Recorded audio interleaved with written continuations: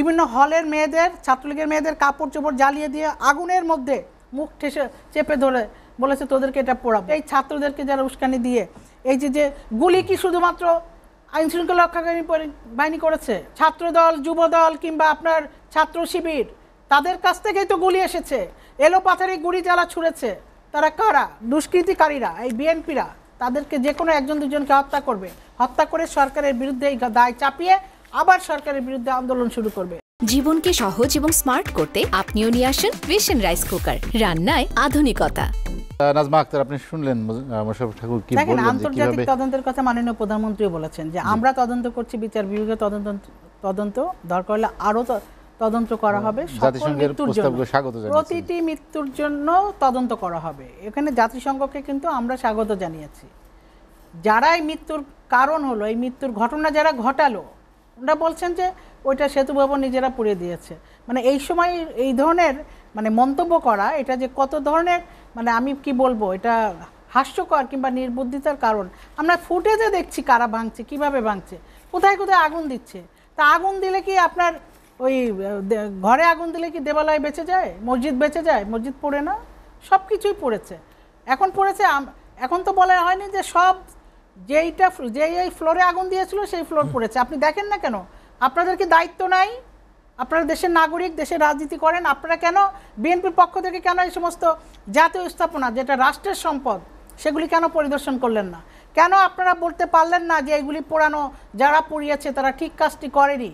আপনারা এদের আন্দোলনের সঙ্গে আপনারা ওই ভাইয়াকে দেশে আনবেন আর ভাইয়া দেশের প্রধানমন্ত্রী হবে, এই স্বপ্নে আপনারা বিভোর ছিলেন, যার কারণে আপনারা উস্কানি দিয়েছেন। আপনারা এখনও বলতে পারছেন না জামাত, জঙ্গিরা এবং বিএনপির যাদেরকে আপনারা দেখেন চাঁপাইনবাবগঞ্জ, সাতক্ষীরা এবং রাজশাহী, ওই এলাকার কোনো কিছু হয়নি। কারণ কি? সমস্ত লোকজন ওখানে জামাত বিএনপির ইয়েটা বেশি, সেই জঙ্গিরা সব ঢাকায়। তারা সব ঢাকায় এসে বিভিন্ন এলাকায় অবস্থান করে তারা যে এই কাজগুলি করলো, এই হত্যাকাণ্ডগুলো করলো। এই যে আপনারা বললো ছাত্রলীগকে বের করে দিয়েছে, ছাত্রলীগকে বের করে দেয়নি, এটা আপনাদের জানা থাকা উচিত। আমি আপনাদেরকে 100% সিউরিটি দিয়ে বলতে পারি, ছাত্রলীগকে জননেত্রী শেখ হাসিনা বলেছেন তোমরা সংঘাতে যেও না, সংঘাতে গেলে আরও লাশ পড়বে, তোমরা বেরিয়ে আসো। বেরিয়ে আসছিল, তারা বেরিয়ে এসেছে, তাদেরকে সামনে টর্চার করা হয়েছে। তারপরে যেহেতু নেত্রীর নির্দেশ, তারা কিছু বলেনি। জননেত্রী শেখ হাসিনার নির্দেশ বাংলাদেশ ছাত্রলীগ অক্ষরে অক্ষরে পালন করে। এই যে মেয়েদেরকে বললো কাম ধরে উঠবোস করিয়েছে, ওই মেয়েটার দোষ? ওটি একটা সাধারণ মেয়ে, আওয়ামী লীগের একজন কর্মী, তার বাবা আওয়ামী লীগ করে, মেয়েটা কোনো পদে নেই, কিন্তু মেয়েটা আওয়ামী লীগের মিছিলে যায়। সেই জন্য এই মেয়েটাকে পেয়ে অন্য মেয়েরা বেরিয়ে গিয়েছে, এই মেয়েটাকে পেয়ে আরও কিছু মেয়েকে পেয়ে তাদেরকে প্রথমে আটকে রেখেছে, 9 ঘন্টা না 10 ঘন্টা আটকে রেখেছে। প্রতিটা আন্দোলনকারী যারা ভিতরে ছিল, প্রতিটা আন্দোলনকারী ওই দুজনকে লাথি মেরেছে, একবার লাথি গায়ে থুতু মেরেছে, তারপরে তাদের বিভিন্ন হলের মেয়েদের, ছাত্রলীগের মেয়েদের কাপড় চোপড় জ্বালিয়ে দিয়ে আগুনের মধ্যে মুখ ঠেসে চেপে ধরে বলেছে তোদেরকে এটা পোড়াবো। অ্যাসিড দিয়ে ভয় দেখাইছে, এই যে অ্যাসিড এনেছি তোকে মুখ পোড়াই দিব। সুপারগুলো আপনি যে মাননীয় প্রধানমন্ত্রীর কাছে এরা বলেছে যে নেত্রী আপনি নির্দেশ দিয়েছেন, নাহলে তো আমরা 20 জন হলে থাকলেও তো আমরা একটা ফাইট করতে পারতাম। আমরা তো নির্দেশ দিয়েছেন, সঙ্গে সঙ্গে বেরিয়ে এসেছি। কিছু মেয়ে ছিল আমরা খেয়াল করিনি কোন কোন হলে ছিল। সুপারগুলো দিয়ে চোখ আটকায় দিতে গেছে। জানেন আপনি এই ধরনের নির্যাতন কোনো ছাত্রীরা করে? কোনো মানব সন্তান এগুলো নির্যাতন করে একজন মেয়ের উপরে? এই মেয়েটাকে লাস্টে তার সকল সার্টিফিকেট ছেড়ে ফেলেছে। সে একটা বিদেশে যাওয়ার জন্য কি IELTS না IELTS পরীক্ষা দিয়েছিল, সেই সার্টিফিকেট পা ধরেছে যে তোমরা, আমি গরিবের সন্তান, আমার বাবা মায়ের একমাত্র আমার অনেক ভাই বোন, আমি একমাত্র মেয়ে, আমি এখানে পড়ার সুযোগ পেয়েছি, আমার সার্টিফিকেট নষ্ট করো না। তাকে উল্টা লাথিগুতা মেলে 100 থেকে 150 বার কাম ধরে উঠবস করেছে। সেই ভিডিও আপনারা দেখেছেন। এটা যারা করেছে তাদের নিন্দা না জানিয়ে যারা ছাত্রলীগের নিন্দা করে তারা কোনদিন প্রকৃত ইতিহাস না জেনে করছে, বরং আরও উস্কানি দিচ্ছে। বদরুন্নেসা কলেজের মেয়েদেরকে, ওখানেও কিন্তু যারা ছাত্রলীগের মেইন দায়িত্বে যারা ছিল, ওরা তো ফোন পেয়েছে যে তোমরা চলে আসো, কোনো সংঘাতে যেও না, ওরা বেরিয়ে আসছে। সাধারণ কিছু মেয়ে কোনো হলে রুমে হয়তো ঘুমাচ্ছিল, রেস্ট নিচ্ছিল, ওরা বেরোতে পারেনি তাড়াতাড়ি। ওই মেয়েদেরকে কিভাবে গাছের সঙ্গে বেঁধে তাদের কাছে সুপারগুলো, তাদের জামার মধ্যে মরিচ ঢুকিয়ে দিয়েছে, মরিচের গুঁড়া, এবং তার গা চুলকাতেও দিচ্ছে না, হাত বেঁধে রেখেছে। আর ওই যে মেয়েটা, গরিবের মেয়েটা, সে কী করলো? ময়মনসিংহ বাড়ি, সেই মেয়েটার জামা টামা ছিঁড়ে দিল, এত কাকুতিমিনতি করছে, আপু আমাকে একটা যে কোনো একটা জামা দাও, আমি গায়ে দিয়ে বাড়ি যাব কিভাবে। কোনো আপুর মন বললো না, এই মেয়েটাকে একটা জামা দিল না, ছেঁড়া জামা পরে একটা ওড়না গায়ে পেঁচিয়ে খালি পায়ে মেয়েটাকে বাড়ি চলে যেতে হলো। কেন করলো এরা? এরা কারা? এরা কি কোনো ছাত্র সংগঠন, জঙ্গি সংগঠন? ছাত্র শিবিরের ছাত্রী সংঘ বিভিন্ন কলেজ বিশ্ববিদ্যালয়ের এক এক গ্রুপকে এক এক গ্রুপে অন্য জায়গায় পাঠিয়েছে যারা তাদেরকে না চেনা যায়। কিন্তু তারপরেও কি চেনা যাবে না? আপনারা কি মনে হয় তদন্ত হলে যারা এই সমস্ত অন্যায় কাজ করেছে, ন্যাক্কার জন্য ঘটনা ঘটিয়েছে, তাদের কি বিচার হবে না? অবশ্যই হতে হবে। যদি আন্তর্জাতিক তদন্ত হয় আমরাই সবচেয়ে বেশি খুশি হব, কারণ আমরা যখন এদেরকে ধরবো তখন বলবে সরকার অবিচার করছে। আমি চাই না একটা ছাত্র সে যদি ছোটোখাটো অন্যায় করে থাকে, লাঠি দিয়ে কারো মাথাও ফাটিয়ে ফেলে থাকে, আমি চাই যে সেই ছাত্রদেরকে জেলে না রেখে তাদেরকে মানে জামিন দেওয়া হোক, তাদেরকে বাবা মার কাছে ফিরিয়ে দেওয়া হোক। কিন্তু এই ছাত্রদেরকে যারা উস্কানি দিয়ে এই যে গুলি কি শুধুমাত্র আইন শৃঙ্খলা রক্ষাকারী বাহিনী করেছে? ওই যে ছাত্রদল, যুবদল কিংবা আপনার ছাত্র শিবির, তাদের কাছ থেকেই তো গুলি এসেছে, এলোপাথারি গুলি যারা ছুঁড়েছে তারা কারা? বাংলাদেশের মানুষ তো একসময় তাদের যে প্রোপাগান্ডা সেটা লক্ষ্য করেছে। আমরা বিদেশে আমাদের যে ছবি, যে ধ্বংসযজ্ঞের ছবি, সেটা আমরা পাঠাতে পারছিলাম না, ইন্টারনেট সাময়িক সময়ের জন্য বন্ধ করা হয়েছিল এই সংঘাত যাতে না ছড়িয়ে পড়ে। সেই ক্ষেত্রে আমরা পাঠাতে পারছি না, কিন্তু এই বিএনপি জামাত তারা কিন্তু বিভিন্ন টেলিভিশনে, আল জাজিরা, বিবিসি, বিভিন্ন টেলিভিশনে তারা একেবারে ফুটেজ হওয়ার আগেই পাঠিয়ে দিল।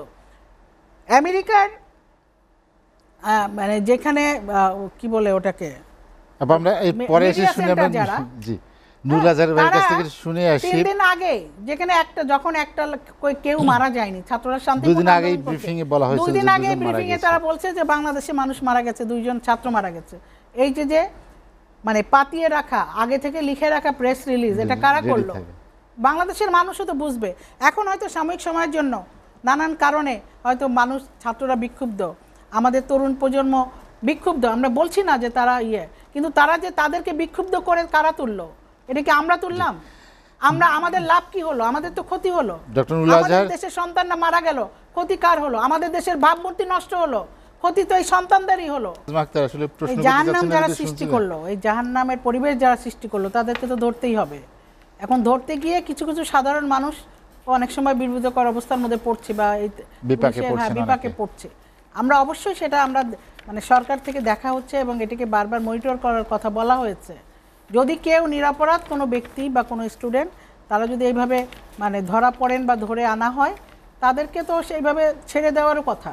এটা তো সবসময় বলাই আছে, কোনো ছাত্রকে আমরা কোনো কারণে আমরা জেলে দিতে চাই না। উনি বলে যে বিচার আছে, দণ্ডবিধি আছে, আইন আছে, বিধায় তো ওই যে বললো সংশোধনাগারে পাঠানো হয়েছে, এমনি এমনি কি পাঠাতো না? তো আপনারা খুঁজে দেখেন যে কে কিভাবে আন্দোলন করেছে তারা ধ্বংসাত্মক কাজ কারবার করেছে।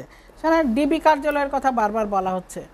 যাদেরকে রাখা হয়েছে তারা কি বলেছে আমাদেরকে টর্চার করা হচ্ছে বা আমাদেরকে অ্যারেস্ট করা হচ্ছে? তারাও তো বলেনি। তাদের ফ্যামিলি গেল, তারাও তো বলছে না। কিন্তু বিষয়টা হচ্ছে তাহলে কেন আটকে রেখেছে? এটা আমারও প্রশ্ন ছিল, আমরা প্রশ্ন করেছিলাম তখন।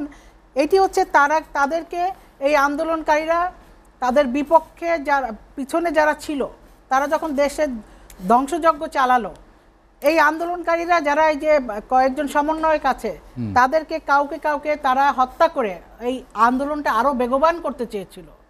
এইটি যখন গোয়েন্দারা এটা জানতে পারে, তখন তাদেরকে এক কথায় সিকিউরিটি দেওয়া হয়েছে। এটা তাদের ফ্যামিলিও বুঝেছে। তাদের ফ্যামিলি তো বলেনি যে না আমার ছেলেকে আটকে রেখেছে দিয়ে দেন, ফ্যামিলিকে বলা হয়েছে আপনারা নিয়ে যান, আপনাদের দায়িত্ব। ফ্যামিলি বলেছে ওরা আরও কিছুদিন নিরাপদে থাক। ছেলেরাও তো এখন বলবো তাদের জীবনে নিরাপত্তা নাই। তারা বেরোলে তো তাদেরকে এই জামাত চক্র, এই শিবির চক্র, এই মানে দুষ্কৃতিকারীরা, এই বিএনপিরা তাদেরকে যে কোনো একজন দুজনকে হত্যা করবে, হত্যা করে সরকারের বিরুদ্ধে এই দায় চাপিয়ে আবার সরকারের বিরুদ্ধে আন্দোলন শুরু করবে। বাংলাদেশে এই পরিস্থিতি তারা করেনি, হত্যার রাজনীতি তারা করেনি। দেখেন না 2004 সালে 21শে আগস্টে গ্রেনেড হামলা করে আমার নেত্রীকে হত্যা করার চেষ্টা করেছিল, আমাদের 23 জন নেতাকর্মীকে হত্যা করেছিল এবং আমাদের পুরা দলটাকে নেতৃত্ব শূন্য করার চেষ্টা করেছিল। এরাই তো বিএনপি। তারা যদি জননেত্রী শেখ হাসিনাকে স্পট ডেট করতে চায়, গ্রেনেড হামলা চালাতে পারে। তারা যে এই সমন্বয়কারীদেরকে গুলি করে মারা, বা যে কোনো গ্রেনেড কিছু মেরে করতে পারে, মারা কোনো ব্যাপারই না। এইগুলিকে তাদেরকে নাজমা আক্তার, রক্ষা করার আপনাকে- জন্য আপাতত রাখা হয়েছে। আপনাকে অসংখ্য ধন্যবাদ। আর হাতে জামাতের সময় সাথে নেই আমরা আলোচনা। কখনোই এককভাবে বা যৌথভাবে কোনো আন্দোলন করিনি। জামাত আলাদা জোট করে আন্দোলন করেছে এরশাদ সরকারের বিরুদ্ধে, বিএনপি আলাদা জোট করে করেছে, আওয়ামী লীগ আলাদা জোট করে করেছে।